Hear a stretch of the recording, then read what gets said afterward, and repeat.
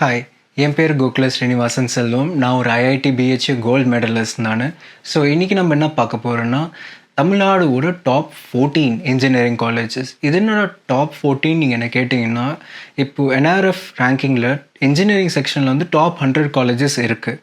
So நான் அந்த top 100 காலேஜஸில் தமிழ்நாடு காலேஜ் எத்தனை இருக்குதுன்னு நான் யோசிச்சு இப்போ தேடி பார்க்கும்போது எனக்கு ஒரு டாப் 14 கிடச்சிது. ஸோ அதை பற்றி நம்ம இன்றைக்கி பார்க்க போகிறோம் விவரமாக. இப்போது அந்த டாப் 14ல் வந்து எந்தெந்த டிஸ்ட்ரிக்ட் அதிகமாக இருக்குது, அது என்னென்ன காலேஜஸ் கூட நம்ம பார்க்க போகிறோம். So let's get in to the video. So first நம்ம வந்து இந்த என்ஆர்எஃப் ரேங்கிங் வந்து இன்ஜினியரிங் செக்ஷனில் பார்க்குறோம். ஃபஸ்ட்டு பார்க்க போகிற இடம் வந்து சென்னை.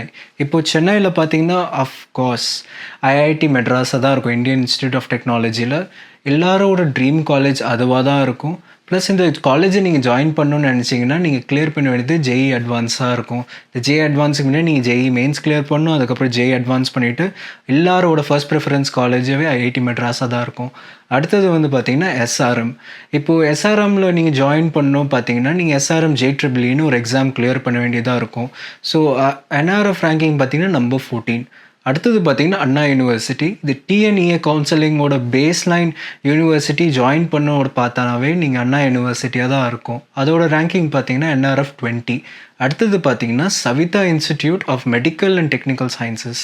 இவங்களோட என்ஆர்எஃப் ரேங்கிங் வந்து 45. இப்போ இவங்க காலேஜில் நீங்கள் ஜாயின் பண்ணணும்னு நினச்சிங்கன்னா நீங்கள் வந்து பிசிஎம், அதாவது ஃபிசிக்ஸ் கெமிஸ்ட்ரி மேத், நீங்கள் கவுன்சிலிங் பண்ணுற அதே ஆவரேஜ் மெத்தட் யூஸ் பண்ணி இங்கே ஜாயின் பண்ண பார்க்கலாம். ப்ளஸ் நீங்கள் ஜேஇ மெயின்ஸ் கூட நீங்கள் காமிச்சு கூட ஜாயின் பண்ணலாம் இந்த கேம்பஸில். அடுத்தது வந்து சத்யபாமா. சத்யபாமாவில் பார்த்தீங்கன்னா இப்போது S8EEன்னு ஒரு எக்ஸாம் கிளியர் பண்ண வேண்டியது வரும்.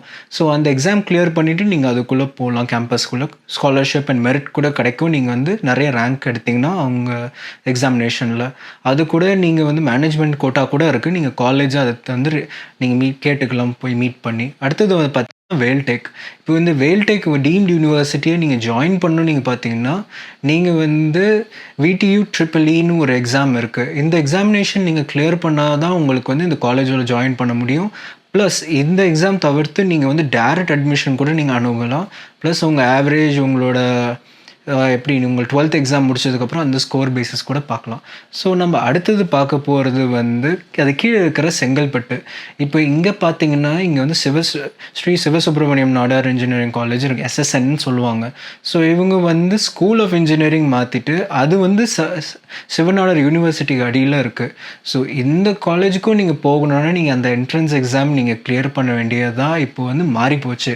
இப்போ நீங்கள் டிஎன்இஏலாம் வந்து டைரக்ட் கவுன்சிலிங்கில் போக முடியாது. இவங்களோட தனி எக்ஸாம் கிளியர் பண்ணிட்டுக்கு அப்புறம் தான் நீங்கள் உள்ளே போக முடியும். ஸோ இவங்க வந்து ஸ்ட்ரிக்டாக சொல்லிட்டாங்க மேனேஜ்மெண்ட் கோட்டா சுத்தமாக கிடையாதுன்னு. ஒன்று நீங்கள் வந்து ஜேஇ மெயின்ஸ் கிளியர் பண்ணிவிட்டு அதோட கட் ஆஃப் அதோட பர்சன்டைல் மெயினாக நீங்கள் பார்த்து அந்த பேஸஸில் உள்ளே போகலாம். இல்லைனா வந்து உங்களோட 12th பேஸ்ட் கட் ஆஃப் எவ்வளோ இருக்கோ அந்த பேஸஸ் வச்சு கூட போகலாம். ஓவரால் உங்கள் அகடமிக் பர்ஃபார்மன்ஸ் பேஸ் பண்ணி மட்டும்தான் அட்மிஷன் எடுப்பேன்னு கிளியராக சொல்லிட்டாங்க. ஸோ அடுத்த லொக்கேஷன் பார்த்தீங்கன்னா நீங்கள் கோயம்புத்தூர் வந்துட்டோம். இப்போ கோயம்புத்தூரில் பார்த்தீங்கன்னா இப்போ அமிர்தா வந்து ரொம்ப ஃபேமஸானது. இப்போ நீங்கள் அமிர்தாவில் ஜாயின் பண்ணலாம் AEEன்னு ஒரு எக்ஸாம் கிளியர் பண்ணி ஆகணும். அடுத்தது வந்து கோயம்புத்தூரோட பெருமையும் கூட நீங்கள் சொல்லிக்கலாம், PSG காலேஜ் ஆஃப் டெக்னாலஜி. இவங்களோட என்ஆர்எஃப் ரேங்கிங் வந்து 67. இந்த காலேஜில் நீங்கள் ஜாயின் பண்ணணும்னு நினச்சிங்கன்னா நீங்கள் டிஎன்இஏ மூலியம் மட்டும்தான் நீங்கள் உள்ளே ஜாயின் பண்ண முடியும். இதில் மேனேஜ்மெண்ட் கோட்டாவும் கிடையாது. இது வந்து ஒரு கவர்மெண்ட் எய்டட் காலேஜ்னு சொல்லுவாங்க. Part private and part government fees இருக்கும், ப்ளஸ் ப்ரைவேட்டோட மேனேஜ்மெண்ட் இருக்கிறதுனால பெஸ்ட்டாக இருக்கும். அடுத்தது பார்த்திங்கன்னா Shri Krishna college of engineering and technology. இவங்களோட என்ஆர்எஃப் ரேங்கிங் வந்து 100. இவங்களும் கோயம்புத்தூரில் இப்போ ரொம்ப ஃபேமஸாக இருக்கிறாங்க. இவங்களோட என்ஆர்எஃப் பர்ஃபார்மன்ஸுக்காக காமிச்சிருக்கு. ஓவரால் ஆல் இண்டியா ரேங்கிங் படி பார்க்கும்போது இவங்க காலேஜும் வந்திருக்கு. ஸோ இவங்களும் வந்து ப்ரிஃபரன்ஸில் வந்திருக்கிறாங்க. ஸோ அடுத்தது பார்த்திங்கன்னா திருச்சிராப்பள்ளி. இப்போ இங்கே திருச்சிராப்பள்ளியில் வந்து NIT திருச்சி, அதாவது national institute of technology Tiruchirappalli, இவங்களோட என்ஆர்எஃப் ரேங்கிங் வந்து 9. இப்போது ஜேஇ மெயின் கிளியர் பண்ண எல்லாரோட மெயின் டார்கெட் வந்து இந்த NIT திருச்சியில் ஜாயின் பண்ணுறதா இருக்கும். சில பேர் என்ன பண்ணுவாங்கன்னா இப்போ ஐஐடிஸில் வந்து கம்மியான ரேங்க் ஐஐடி கிடச்சாலும் ஐஐடி கிடச்சுன்னு போக மாட்டாங்க. இப்போ NIT ஆப்ஷன் இருந்தால் NIT திருச்சிக்கே வந்துடுவாங்க ஐஐடியை விட்டுட்டு. ஏன்னா இந்த கேம்பஸோட கேலிபர் வந்து அவ்வளோ ஹையாக இருக்குது. அதனால தான் என்ஆர்எஃப் ரேங்கிங் 9ல் இருக்குது. ரொம்ப அதிகமான லோ அண்ட் ஐஐடிஸ்ன்னு கம்பேரிட்டிவ்லி இவங்க இருக்குது. ஸோ இவங்க வந்து ஓல்டு என்ஐடி கேட்டகரியில் வர்றதுனால ரொம்ப ஹை ப்ரிஃபரன்ஸை காமிப்பாங்க. இப்போ அடுத்த டிஸ்ட்ரிக்ட் நம்ம பார்த்தோன்னா தஞ்சாவூர். தஞ்சாவூரில் நீங்கள் பார்த்தீங்கன்னா சாஸ்திரான்னு இருக்கும். இப்போ நீங்கள் நிறைய பேர் இதை பற்றி கேட்டிருப்பீங்க, கேள்விப்படாதருப்பீங்க. சாஸ்திரா வந்து ரொம்ப ஃபேமஸான கேம்பஸ் தஞ்சாவூரில். இவங்களோட என்ஆர்எஃப் ரேங்கிங் வந்து 40. இந்த கேம்பஸில் நீங்கள் ஜாயின் பண்ண நினச்சிங்கன்னா நீங்கள் தனியாக அப்ளிகேஷன் போட்டு உங்களோட மெரிட் பேசஸ் வச்சு தான் இவங்க அட்மிஷன் கொடுப்பாங்க. இவங்க ஜேஇ மெயின்ஸ் கூட அக்செப்ட் பண்ணுறாங்க. ஸோ அதில் ஒரு 50%, இதில் ஒரு 50%, அதாவது பிசிஎம் மார்க்ஸ்லேருந்து 50% எடுத்து உங்கள் ஓவரால் எவ்வளோ வருது பேஸ் பண்ணி உங்களுக்கு அட்மிஷன் கொடுப்பாங்க. இங்கே ரொம்ப காம்படேட்டிவாக இருக்கும். பட் இருந்தாலும் நிறைய ஸ்டூடெண்ட்ஸ் இப்போ வந்து இங்கே இன்ட்ரெஸ்ட் காமிச்சிட்ருக்காங்க. அடுத்தது நம்ம பார்க்கும்போது விஐடி வெல்லூர். ஸோ இந்த VIT Vellore institute of technology வந்து ரொம்ப ஃபேமஸான கேம்பஸ், எல்லாருக்கும் தெரியும். ப்ரைவேட் இன்ஸ்டிடியூஷனில் மோஸ்ட் ப்ரெமியர் இன்ஸ்டிடியூஷன் சொல்லும் போது விஐடி தான் வரும். இந்த கேம்பஸ் ஜாயின் பண்ணணுன்னா நீங்கள் விஐடி ட்ரிபிள்இ எக்ஸாம் கிளியர் பண்ண வேண்டியதாக இருக்கும். இவங்கள்ட்ட வந்து நிறைய சென்டர்ஸ் சென்னையிலையும் இருக்குது, நிறைய சென்டர்ஸ் கேம்பஸஸ் வச்சுருக்காங்க.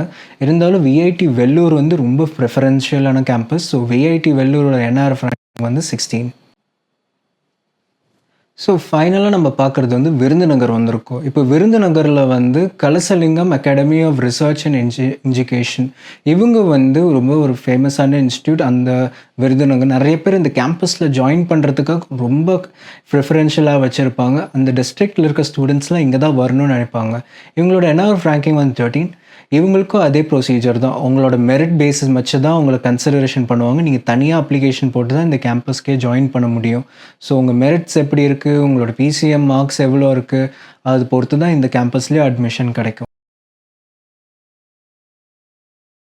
ஸோ ஓவராலாக பார்க்கும்போது என்ன தெரிய வருதுன்னா, நிறைய டீம்டு யூனிவர்சிட்டிஸ் தான் நம்ம வந்து என்ஆர்எஃப் ரேங்கிங் தமிழ்நாடு உள்ள வருது. இந்த 14லேயே எனக்கு தெரிஞ்சு ஒரு மோர் தென் 5 to 6 வந்து டீம்டு யூனிவர்சிட்டிஸாக தான் இருக்குது.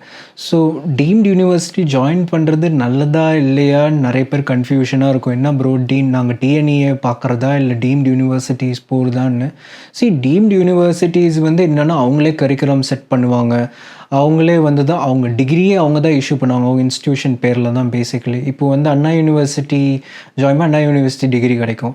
ஸோ அண்ணா யூனிவர்சிட்டி அஃபிலியேட்டட் காலேஜில் நீங்கள் போனீங்கன்னா, for example x college is affiliated to Anna யூனிவர்சிட்டினா உங்கள் 4 வருஷம் முடித்த உடனே அண்ணா யூனிவர்சிட்டியில் தான் டிகிரி கிடைக்கும். ஸோ அது வந்து ஒரு ப்ரிஃபரன்ஸ் இருக்கிறதுனால Anna university is a very reputed degree. So அந்த மாதிரி இருக்கிறதுனால தான் நிறைய பேர் வந்து அண்ணா யூனிவர்சிட்டி அஃபிலியேட்டட் காலேஜஸ்க்கும் போவாங்க.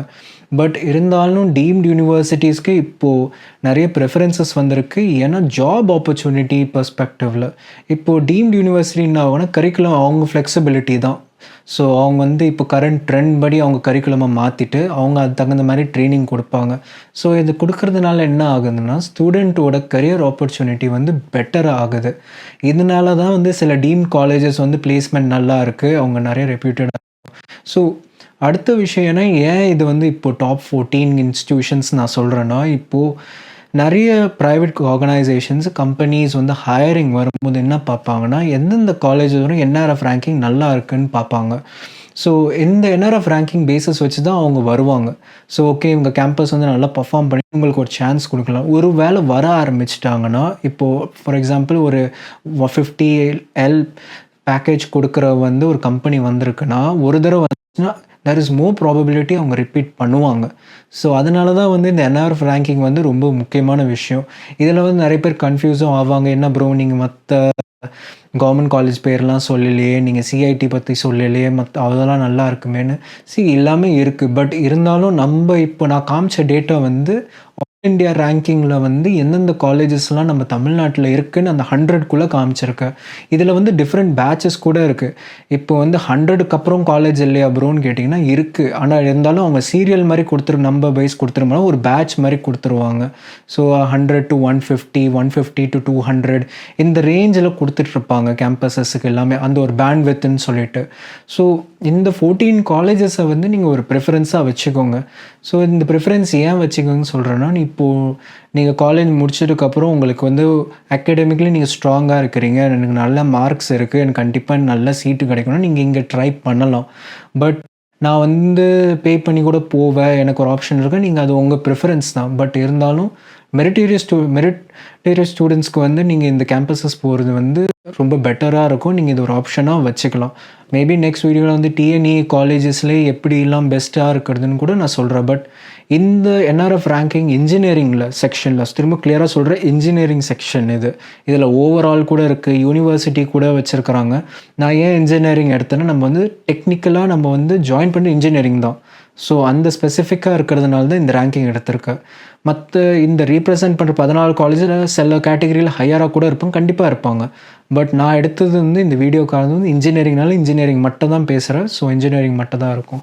ஸோ நெக்ஸ்ட் வீடியோவில் பார்ப்போம். மேபி நெக்ஸ்ட் வீடியோவில் வந்து டிஎன்இஏவில் வந்து என்னென்ன டாப் காலேஜஸ்லாம் இருக்குது, எப்படி நம்ம அது வந்து கன்சிடர் பண்ணணும், எந்த காலேஜ் போனால் நல்லாயிருக்கும் சொல்லி நம்ம பார்க்க வேண்டிய சான்ஸ் இருக்கும். உங்களுக்கு எதாவது டவுட் இருந்ததுன்னா கமெண்ட்ஸில் போடுங்க. அது தகுந்த மாதிரி நான் வந்து என்னோடய நாலேஜ் படி உங்களுக்கு வந்து பதில் சொல்கிறேன். Thank you so much and have a great day. YouTube சேனலுக்கு எல்லாருமே லைக் பண்ணுங்கள், ஷேர் பண்ணுங்கள், சப்ஸ்கிரைப் பண்ணுங்கள். அந்த பெல்லுங்கிற பட்டன் இருக்கும், உங்கள் பொண்ணான கையால் அந்த பெல்லை மட்டும் கொஞ்சம் அமுக்கிடுங்க.